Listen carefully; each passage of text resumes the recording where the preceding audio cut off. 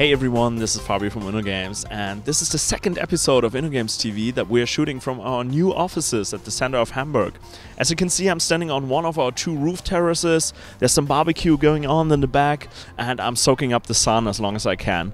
But let's get to our topics for this month's episode. Grepolis. Game designer Marcel answers community questions. Forge of Empires. Technical QA lead Jana displays her daily work. Big update coming for the West. Game designer Stefan displays the current status of the multiplayer instances. Big news from Tribal Wars 2. Game designer Kilian displays the brand new spy feature. What's happening in Tribal Wars?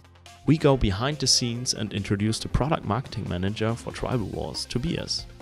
Last but not least, the Game Jam. Once again, InnoGames hosted one of the biggest game jams in Germany.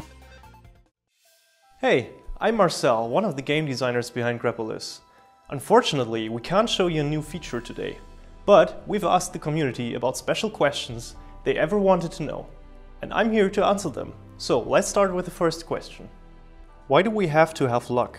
Why can it not be lower, like -10 to +10%? We want weak players to still have a chance against stronger players, and also combat shouldn't be too calculatable.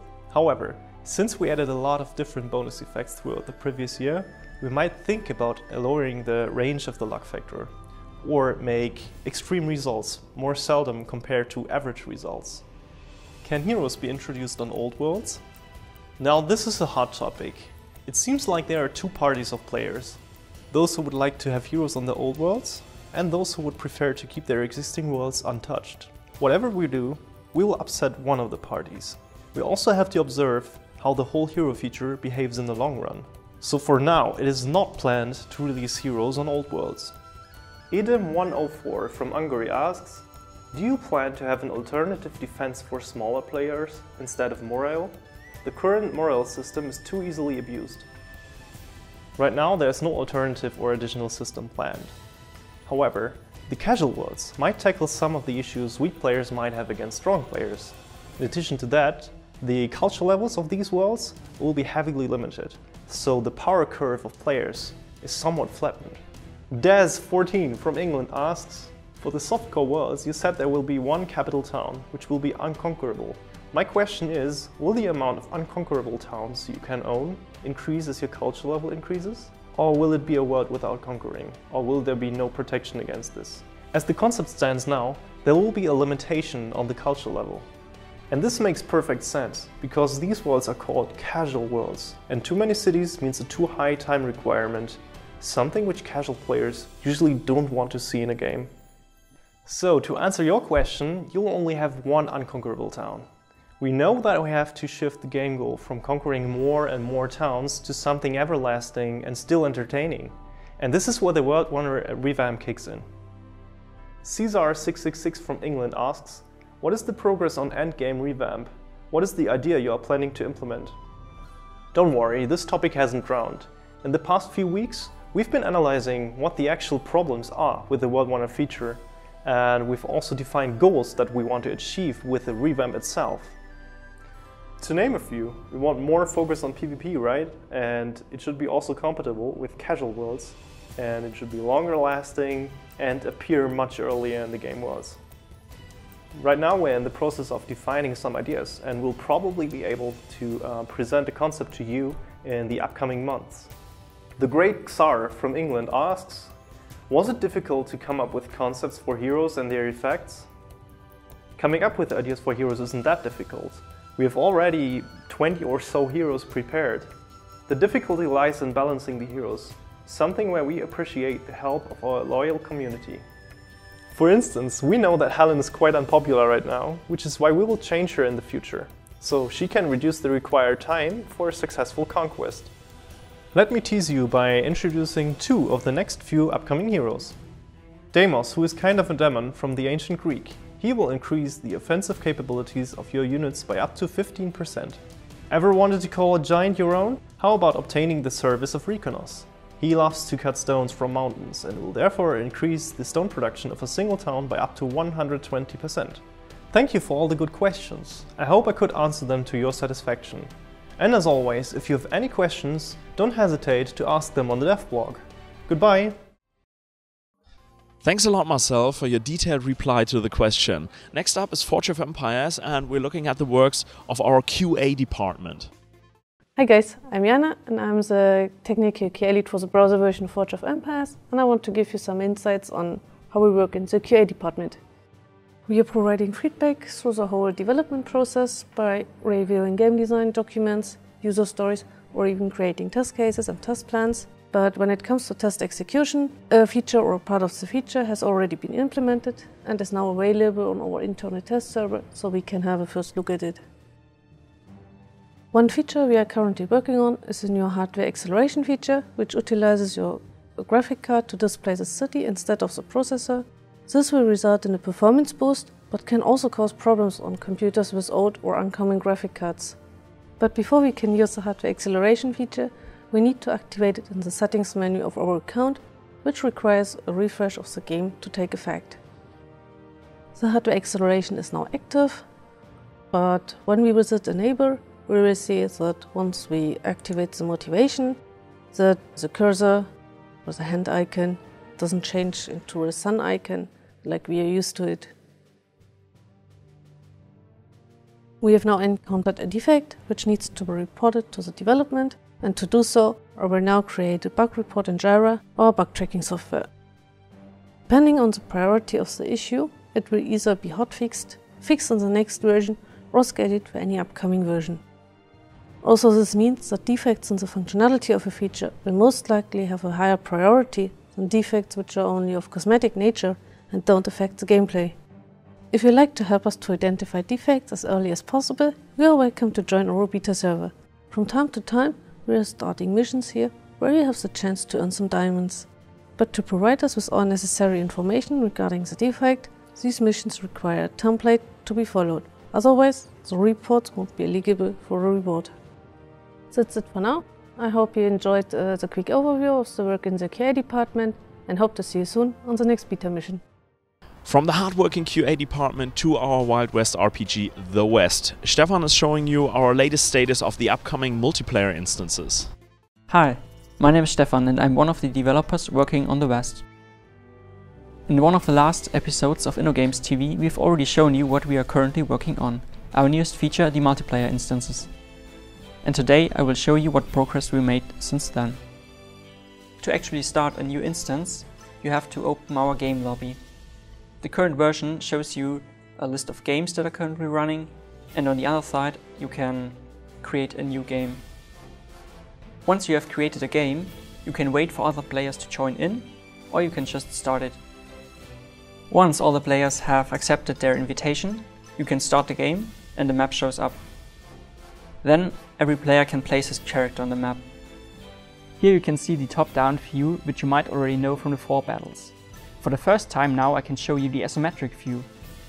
This view gives you a better graphical experience and it allows you for more tactical gameplay, while on the other hand, the top-down view gives you a better strategic overview of the complete map.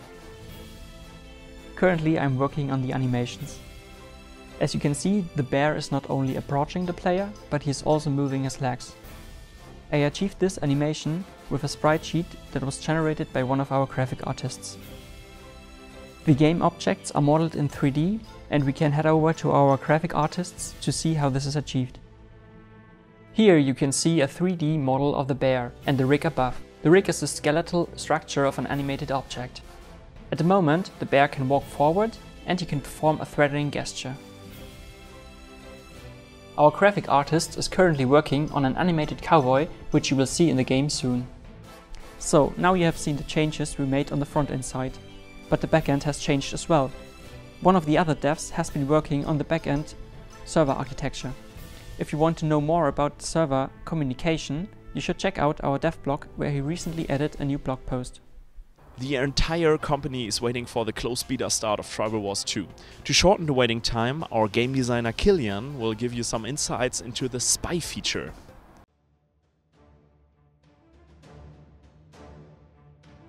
Hello, my name is Kilian. I'm the code game designer of Tribal Wars 2, and today I explain you the spy feature. The spy feature is a totally new feature in Tribal Wars. It is about getting informations from your enemies and from barbarian villages. So it's always important if you attack someone, so you're not attacking blind. So you need informations, and the informations about what is in the village, units, what are these buildings, stuff like this. In Trial Wars 1 there was the scouts, and the scouts were included in the army management, and we want to skip that, so we take them off that and now put them in a special building, the new building, the tavern, and there you can recruit your spies and use your spies, and we made that you have like a small squad of spies, so it's more realistic. So you have a few spies and you send them on missions and doing their stuff. It's really important for you that you have some spies, so you have defense in your village.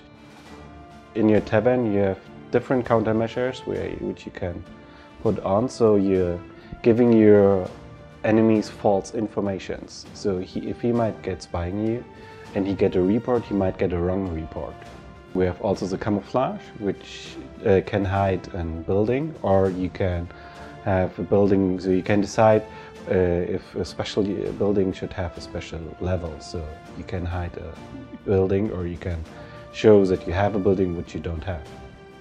So enemies think you don't have a wall, and then you just have a wall of 20 or 15. The special countermeasure is exchange. So it's a possibility, if someone attacking you, that you get information from your enemy. So also it's interesting, if you attack someone, you have to keep in mind that if you attack him and you just attack with 1 or 2 spies and you're going a really high risk, he might have the exchange countermeasure, so he will get information about your village and your units. So be aware of that, so you're not doing like suicide spying with 1 spy. I hope you will like the new feature with the spies and the tavern, and don't forget to pre-register on our webpage. From Tribal Wars 2 to Tribal Wars 1, our product marketing manager Tobias is showing you his daily work and has some brand new graphical assets. Hi, I'm Toby. I'm the product marketing manager for Trial Wars here at InnoGames, and we thought it would be nice that we introduce some more team members out of the team next to Thomas and Robert. In the following I will show you some of the tasks that I'm doing here, so have fun seeing them. Some of you might think that you are only creative the whole day in the marketing department, but this is only true to a small extent. It's also a lot of analytical and project management related tasks. The role of a product marketing manager is an interface position in which I oversee projects and their outcome between the several marketing departments and the game team itself. I also try to identify new potentials to improve the game. I guess that this might be still a bit abstract for you, so here are some projects I'm currently working on.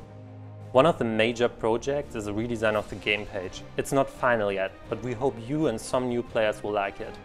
Along with it will come a few new visual assets, which will be used, for example, in our newsletters, banners and as wallpapers.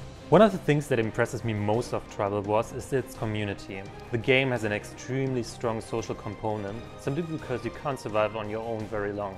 Because of this, I'm always interested in your opinions and ideas, in this case on the new game page design. I hope you enjoyed this quick overview of the stuff that I'm doing here. If you have some comments, feel free to leave them at the comment section below. Have fun! The Game Jam is one of our most popular events. At the end of March, we hosted over 100 participants in our new headquarters for a weekend full of fast food, energy drinks and pure creativity. At the end of March, it was that time again. InnoGames hosted its 6th Game Jam and the first one in the new office. Once again, creatives from different branches came together to create a completely new game within 48 hours. This time, the whole event had the overarching theme, Ridiculous. But that wasn't the main problem for most of the teams, explains Michael Indig, founder and organizer of the event. Du musst erstmal eine Idee haben, also das Thema wird ja erst am Start bekannt gegeben und dann fängst du das an, also du kannst dir vorher nicht viel Gedanken machen, das heißt, ja, Thema und let's go. Dann wird erstmal Brainstorming gemacht, haben sich viele Leute zurückgezogen in unsere Meetingräume und haben erstmal überlegt, was wollen wir überhaupt machen und dann geht's los. Und ja, Zeitmangel und Kreativität, die du dann auf Knopfdruck quasi zaubern musst. Aside from the space and working places, InnoGames also offered free food and energy drinks for all participants to create a comfortable working environment. Ich bin sehr zufrieden. Also die Leute, ist eine super Atmosphäre, die Kreativität ist, kann man riechen. quasi. Alle sind konzentriert am Arbeiten, alle helfen einander. Wir haben leider nur 5 Musiker oder so, aber es ist nicht so, dass sich irgendwie ein Team jetzt die geschnappt hat oder so, sondern die arbeiten für alle Teams, damit alle Teams gute Musik haben. Also es ist ja alles ein Miteinander und alle freuen sich, Leute kennenzulernen, die genauso gern Spiele entwickeln und also alles sehr positiv und ich bin zufrieden, weil alle glücklich sind. After more than 40 hours of work, the 24 groups presented their games to the other participants, and it was the task of a jury to find the best game. In the end, the strategy game Dude Log could win the title and the team really enjoyed the jam. Ja, also unserem ganzen Team hat der Game Jam sehr gut gefallen. Wir haben hier jetzt das 2. Mal beim InnoJam mitgemacht und es wird stetig besser. Wir haben unser Spiel fertig gekriegt, das ist natürlich schon mal eine Leistung und da sind wir sehr stolz drauf und dass wir jetzt auch noch gewonnen haben, freut uns natürlich besonders. But this Game Jam won't be the last. The organizer Michael is already planning the next Game Jam, so stay tuned for more information. Okay guys, that's it for the May episode of InnoGames TV. I hope you enjoyed it, stay tuned and don't forget to subscribe to our YouTube channel.